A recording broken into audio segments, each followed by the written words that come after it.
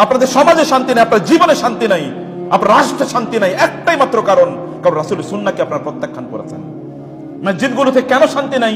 মসজিদে পর্যন্ত আপনার দেখেন সুখ নাই, যেখানে এসে আল্লাহর ইবাদত করবেন। কারণ কি? হচ্ছে আপনারা আল্লাহ রাসূলের সুন্নাহকে বাদ দিয়ে আপনার নিজেদের মতকে আপনারা প্রতিষ্ঠিত করেছেন, নিজেদের কথা অনুসারে আপনারা চলেন। রাসূল কি বলেছে তা আপনাদের ধারে কাছেও নাই, আপনাদের চিন্তা চেতনার মধ্যেও নাই। কবে আপনারা খুঁজেছেন রাসূলুল্লাহ সাল্লাল্লাহু আলাইহি ওয়াসাল্লাম কি বলেছেন, কি করেছেন?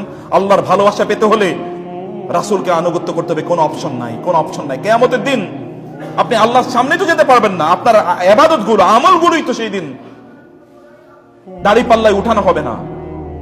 কারণ কি? কারণ একটা, আপনি রাসূলকে অনুসরণ করেন না, আমলই তো কবুল হয় না। আপনি এত এত ইবাদত করতেছেন, আপনি 1000 কোটি বার হজ করেন, তাতে কি আসে যায়? আপনি 1000 কোটি মসজিদ নির্মাণ করেন, তাতে কি আসে যায়? আপনি একেবারে নামাজ পড়তে পড়তে দাগ ফেলিয়ে দিয়েছেন কপালে, তাতে কিছু আসে যায় না। যদি সুন্নাহর ব্যত্যয় হয়, তাহলে এগুলো সবকিছু আল্লাহ সুবহানাহু ওয়া তাআলা ছুঁড়ে ফেলে দেবেন, কোনোটাই আল্লাহ তাআলা গ্রহণ করবেন না। সুন্নাহ ইজ ইওর লাইফস্টাইল। সুন্নাহ হচ্ছে আপনার জীবন, আপনার জীবন পদ্ধতি।